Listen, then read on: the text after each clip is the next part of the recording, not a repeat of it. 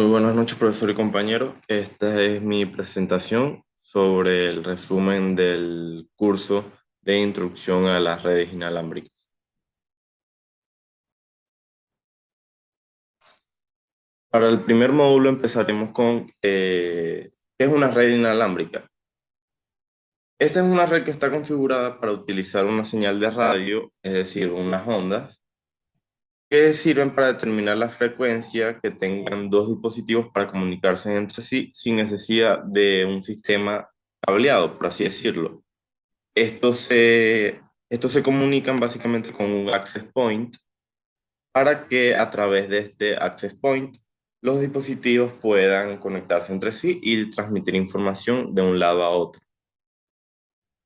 Las estructuras bueno, decir que las redes inalámbricas son mucho más baratas que unas redes o unas redes cableadas, por así decirlo, debido al costo de tener ya el equipo en físico para realizar las comunicaciones. Seguiremos con la estructura de las tramas Ethernet. Estas están configuradas para añadir encabezados y traer a un PDU de la capa 3 con el fin de encapsular cada mensaje enviado, que tanto el encabezado como el tráiler se constan de secciones de información que utilizan el protocolo Ethernet como en la denominación de los campos de la trama Ethernet. En este sentido encontramos dos tipos de tramas Ethernet, el IEE 802.3, el original, y luego el de la trama Ethernet, que es el mismo, solo que mejorado. No existen importantes cambios entre una trama con respecto a la otra. La principal diferencia entre ambos es que la longitud de los paquetes de datos en el tipo del revisado del Ethernet, que sería el nuevo, tiene un delimitador que está al inicio de la trama Ethernet, que sería el SFD. Seguimos con los campos de la trama Ethernet. Estos serían el preámbulo, que se compone de un patrón de unos y ceros cuyo objetivo indica las estaciones receptoras a través de la capa Ethernet. Seguimos con el soft, que su función es, o el inicio de la trama, su función es sincronizar las proporciones de la recepción de la trama en todas las estaciones de una red. Seguimos con la dirección destino y origen, que en este campo se especializan en las direcciones físicas, es decir, las MAC, de las máquinas con envío al destino de la longitud de la trama. Seguiríamos con el campo de longitud, que este se especializa en los datos transmitidos por el número de bytes único. Seguimos con los datos y el path, este campo de la trama, que indica los datos que se han enviado por la trama, que en este caso es la cantidad de datos que nos fueran suficientes para completar la trama mínima de los 64 bytes, que es la mínimo en una trama Ethernet. Luego seguiríamos con el FSS, que sería la secuencia de verificación de la trama. Este tiene un valor de verificación, que es un control de redundancia clínica, un CRC, de 4 bytes que crea la máquina para enviar la trama y es recalculado por la máquina, que ésta recibe con el fin de verificar posibles existencias de tramas dañadas. Su objetivo principal del control de redundancia clínica o la secuencia de verificación de la trama es detectar errores en la misma trama. Luego pasaríamos con ¿cuál es el tamaño de una trama de Ethernet? Tanto de las tramas Ethernet de la IEE 802.3 como la otra del revisado de la trama de Ethernet tienen un mínimo de 64 bytes y un máximo de 1518 bytes. Las tramas que no lleguen a los 64 bytes de longitud son consideradas directamente como fragmentos de colisión, siendo automáticamente descartadas por las estaciones receptoras. Esto ocurre lo mismo, pero con las que superen la cantidad de los 1518 bytes. Seguimos con el segundo módulo de las topologías inalámbricas. En la mayoría de los casos se utilizan herramientas de redes Wi-Fi para la simplificación y la implementación de la configuración. El sistema Aruba introdujo las características topológicas en una red, que es un mapa de la capa 2 que se realiza por cable con algunas herramientas también proporcionadas por los mapas de localización de algunos access points, de una cobertura para maximizar la eficacia de la red.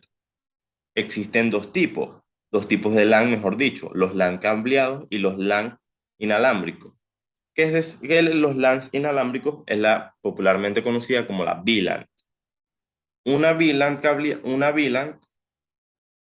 es la que se utiliza para los servidores o dispositivos en la red mediante sus access points, que precisamente no necesitan un equipo físico para el intercambio o la enviada y la recibida de información o los datos que se envían en sí. Luego tenemos el modo ad hoc, que es una conexión temporal entre dos computadoras y dispositivos que se usan para un fin en específico, como por ejemplo compartir los archivos, participar en juegos en red o en programas en red que tengan que ver con varios tipos de jugadores a nivel global. Luego seguimos con el módulo 3, que es la seguridad básica.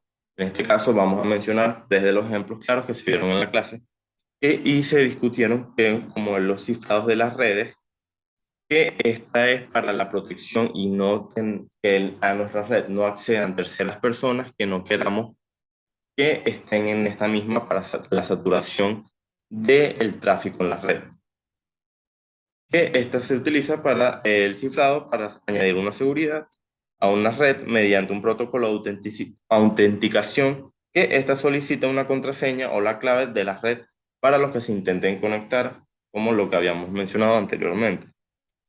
Luego seguiríamos con la encriptación, que esta desarrolla los protocolos de seguridad a nivel inalámbrico para realizar encriptaciones. Estos protocolos de seguridad incluyen como la privacidad por cable, la web, que es un protocolo de encriptación original desarrollado por las redes inalámbricas que tienen acceso a las WAP o las WPA, que este es otro tipo de método de seguridad a nivel de encriptación, en los cuales está desarrollado por los estándares inalámbricos de la 802.11.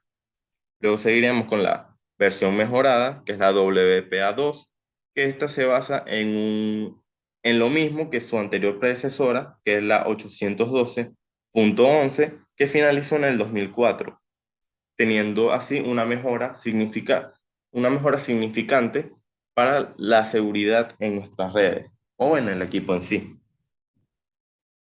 Luego seguiríamos con el concepto del man in the middle, que es un tipo de ataque que es interceptado por una autorización, sin autorización, que prácticamente cuando dos personas están intercambiando información entre sí, una tercera entra al medio, por así decirlo, como dice el concepto, y empieza a hackear la información en el medio cuando se está enviando, por así decirlo.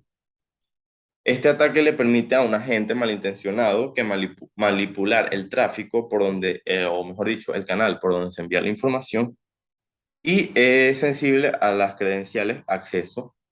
Pueden robarte información financiera o de algún modo información para suplantar tu identidad.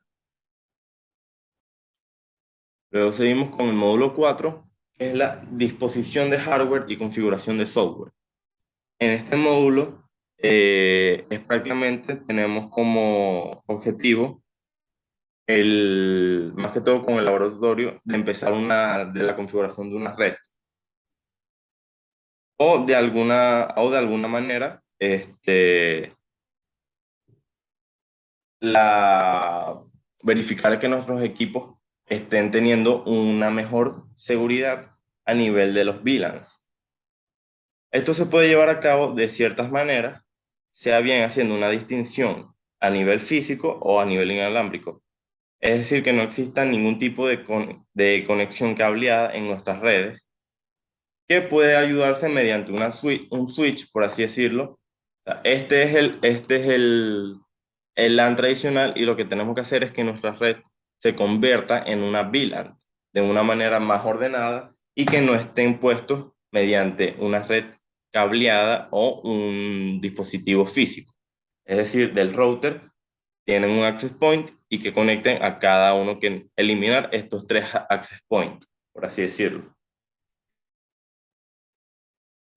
Esto no sirve el switch, no sirve para crear ciertas redes a nivel network que sean de un switch de capa 3. Así tenemos los servidores y o router que necesiten compartir nuestras VLAN, que lo podemos hacer ya mediante enrutar el tráfico en nuestros servidores o routers a los equipos predeterminados de las VLAN.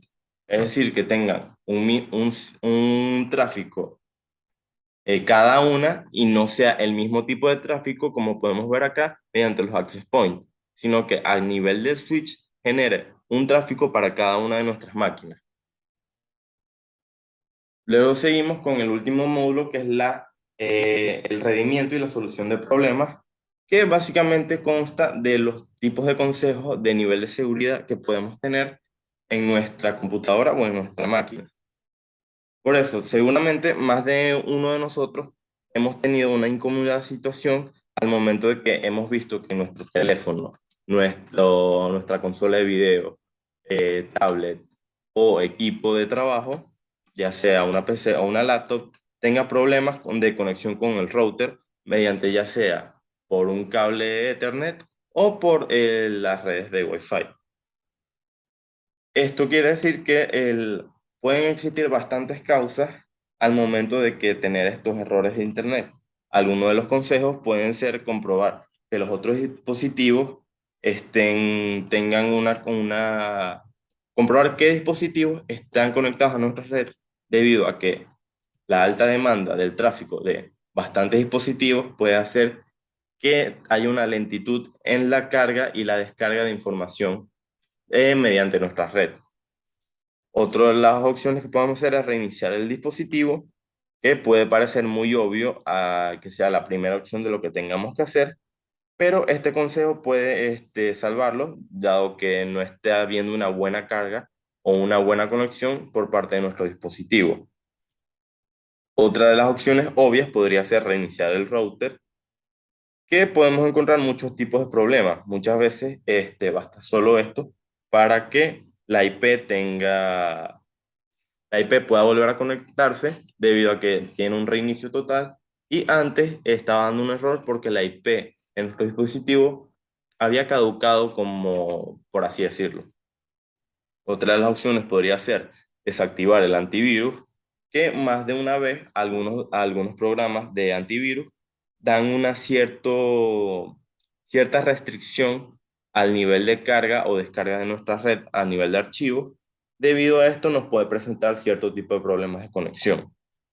Luego podríamos hacer un restablecimiento de red, que sería como un reset, que esto desconectaría absolutamente todos los dispositivos conectados a nuestro router o a nuestra red, por así decirlo, que eso bajaría la densidad y la lentitud que pueda haber en el tráfico por la gran demanda de dispositivos que están compartiendo o descargando información a través de nuestra red.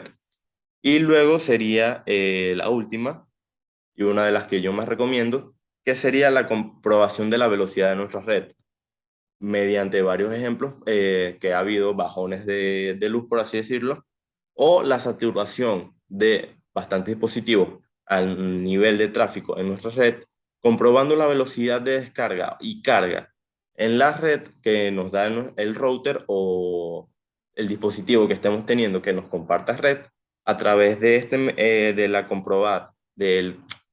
comprobar la velocidad que tiene nuestro dispositivo, podemos ver por qué es tan lento nuestra conexión de Wi-Fi. Muchas gracias.